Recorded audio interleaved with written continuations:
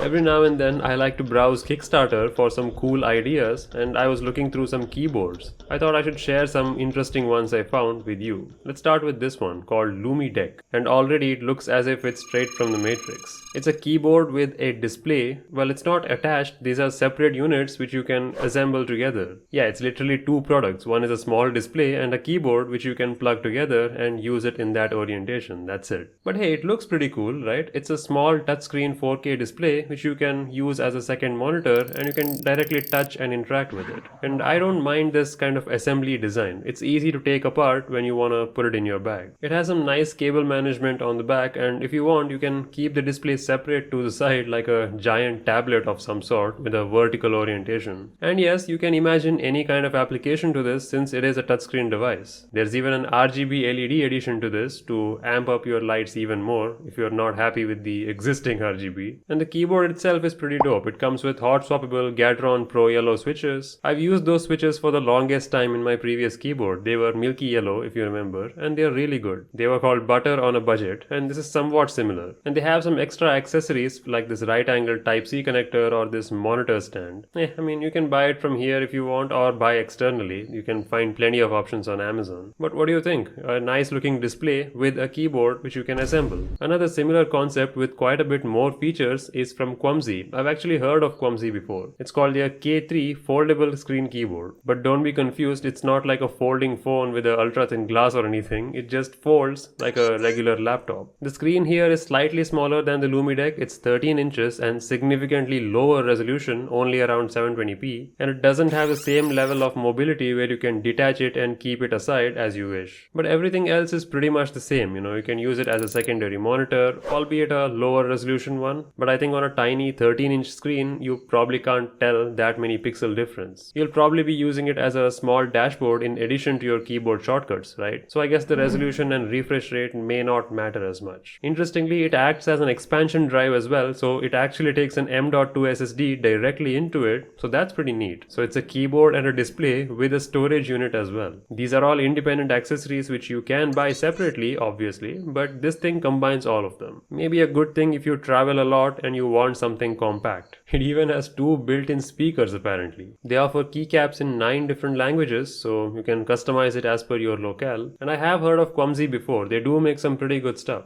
What do you think? I mean, if you could pick between this Quamzi and the LumiDeck, which one would you choose? I think I'll still go for the LumiDeck because I can detach the monitor easily and keep it to a side. Also, it's slightly larger and higher resolution. May not matter as much, but I think it's still nicer to take it apart whenever I wish. And I don't need that much extra storage to have a separate SSD in my keyboard. On the less crazy side, I found this one called Knock-Free Lite. It's a ergonomic keyboard with a split design. We've seen some of these before actually, and we just discussed what's the difference between ergonomic versus normal keyboards, and we concluded that ergonomic keyboards are all about comfort, and this is no different. It has all the same features like hot swappable keys, the compact design, but difference is you can split it and keep it apart. And I actually like this design they have split. It's not a perfect half split. They have kind of mapped it around the outline of those keys, which looks really interesting in my opinion. And they have risers on the inner sides so they can bend upwards like this. That's another common theme we notice with many ergonomic keyboards, as we have seen before, right? And I can confirm from experience it's definitely more comfortable. They mentioned how it's better with armrests. I think it's kind of gimmicky to mention that because most armrests can be twisted to match your hands with your keyboard, so I think they're reaching a bit too much to make a point about their product. But I agree, having a split keyboard is comfortable. Even though this campaign is live and has already met its goal, I see an upcoming campaign from another brand with an exact same product design. Oh boy, upcoming lawsuit, do you think? I mean, this is the problem with crowdfunding.